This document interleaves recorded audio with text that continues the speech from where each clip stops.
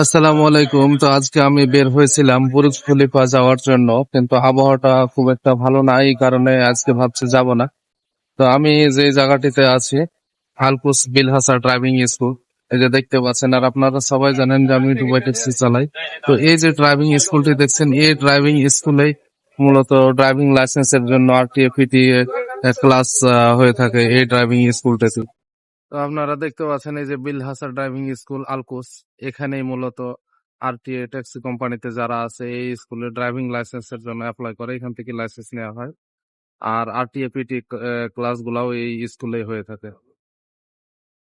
তো আপনারা দেখতে পাচ্ছেন আমার এই যে পিছনের যে বিল্ডিংটি, এই বিল্ডিংটি দুবাই ট্যাক্সির অ্যাকোমোডেশন ছিল, তো এখন আর নাই, চেঞ্জ হয়ে গেছে, অন্য এক জায়গায় চলে গিয়েছে। তো আজকে যেহেতু আমার ছুটি, এই জন্য আমি একটু বাইরে বের হয়েছি হাঁটার জন্য। তো হাঁটতেছে আলকুস এরিয়াতেই, আর আপনাদেরকে এরিয়াটা মোটামুটি ঘুরে ঘুরে দেখাবো। তো আমি বাংলা বাজারের কাছে এসেছি। তো আমার এই যে পিছনে যে ঘরগুলা দেখছেন, এগুলা ভাড়া দেওয়া হবে সবজি বেচার জন্য, অথবা আপনি ফল ফ্রুট যে কিছু যাই কিছুই বেচেন না কেন, প্রতিদিন হয়তো বা আপনার 40 থেকে 50 দিরহামের মতো ভাড়া দেয়া লাগে। তো এই হচ্ছে আমাদের বাংলা বাজারের গেট। এর ভিতরে ভিডিও করা এলাও নাই, এই জন্য বাইরে থেকেই আপনাদেরকে দেখাচ্ছি। এই হচ্ছে বাংলা বাজারের ভিতর, যদিও অ্যালাউ নাই তারপরে ভিডিও করছে। তো এটার ভিতরে সবকিছু আপনারা পেয়ে যাবেন খুব কম প্রাইজে। তো এই এরিয়াটা মূলত লেবার এরিয়া, কিন্তু সবসময় প্রচুর পরিমাণে বিজি থাকে। তো এই এরিয়া গুলাতে প্রচুর পরিমাণে বাইক রাইড ডেলিভারি গুলা ড্রাইভার গুলা থাকে। এই যে দেখতে পাচ্ছেন পুরা সব বাইক, এক একটা এক এক কোম্পানির। তো আমি এখন একটু ওভার ব্রিজের উপরে উঠতেছি।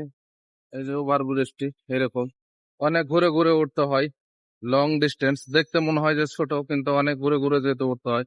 আর ব্রিজের ওপর থেকে এই যে দেখেন রাস্তাগুলো কিরকম, দেখো ওভার ব্রিজের ওপর থেকে দেখতেই পাচ্ছেন রাস্তাগুলা। দুবাইয়ের কি ইউনিক, আর এই যে দুবাইয়ের বাসগুলা, এগুলা কিন্তু লোকাল বাস, কিন্তু অনেক বড় বড় এবং ভিআইপি কোয়ালিটির বাস। তো এইখানকার কবিতর গুলা দেখেন, মানুষ এই কবিতর গুলাকে খেতে দেয়।